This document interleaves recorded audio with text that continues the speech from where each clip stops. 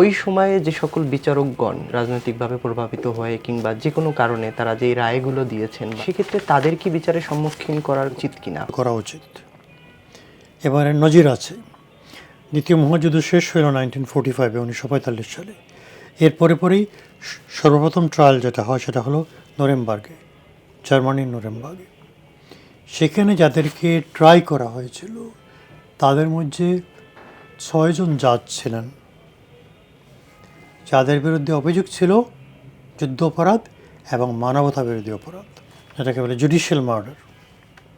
এদের 3 জনকে সাজাপ্রাপ্ত হন আর 3 জন খালাস পান, কারণ তারা হিটলারের বাহিনীর কাছ থেকে সরাসরি ইনস্ট্রাকশন নিতেন, সে অনুযায়ী বিচার করতেন। সুতরাং বিধান আছে, করা উচিত এটা, এবং আমরা এটার জন্য প্রচেষ্টা চালিয়ে যাব। তাদের বিচারের সম্মুখীন করতে হলে আইন সংস্কার করা লাগবে না, কিছু? এটার জন্য আইন সংস্কারের প্রয়োজন নাই। প্রসিকিউটরের অফিস সেটা করতে পারে, কারণ তারা have committed crime against humanity, মানবতা বিরোধী অপরাধ তারা করেছেন, এবং এর জন্য চাঞ্চল্য প্রমাণ আমাদের সামনে উপস্থিত আছে। এক্ষেত্রে তাদের শাস্তির বিধান কি হতে পারে? বা শাস্তির বিধান অন্যদের জন্য যা আছে তাই হবে।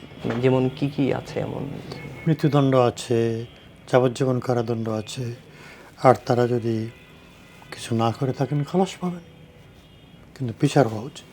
বর্তমান সরকার কি এই পদক্ষেপগুলো থেকে পিছিয়ে আছে বলা যেতে পারে নাকি? এই আইডিয়াটা এখনো বর্তমান সরকারের কাছে গিয়েছে বলে আমি মনে করি না। কেউ না বুঝলেও আমরা আপনার প্রয়োজন বুঝি, আর তাই তো অত্যাধুনিক ফিচার সম্বলিত বিভিন্ন সাইজ আর কালারের 250-টিরও বেশি ডিজাইন অপশন নিয়ে ওয়ালটন স্মার্ট ফ্রিজ বোঝে আপনার প্রয়োজন। এটা নিয়ে আমরাও চেষ্টা করব। আমি আশা করি বর্তমান সরকার এটা আমলে নেবেন এবং এ বিচার করার চেষ্টা করবেন। শেখ হাসিনাকে যদি ওনারা বিচারের চেষ্টা করেন, তাহলে শেখ হাসিনা তো জীবিত।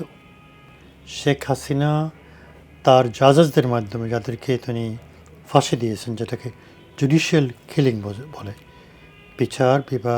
বিচার বিভাগের মাধ্যমে ওদেরকে হত্যা করা হয়েছে, এদের বিচার করা তো খুবই জরুরি। সরকারের কি আরও একটু সদিচ্ছার অভাব বলা যেতে পারে কিনা? না, সরকারের সদিচ্ছাও আমি এখন পর্যন্ত বলবো না, বিষয়টা তাদের কাছে উপস্থাপন করা হয়নি। আর এই সরকার তো হচ্ছে একটা ইন্টারিম গভর্নমেন্ট, অন্তর্বর্তীকালীন সরকার। এই সরকারের তো অনেক কাজ আছে। এই সরকারের সবচেয়ে বড় চ্যালেঞ্জ হচ্ছে সংস্কার এবং জাতীয় নির্বাচন।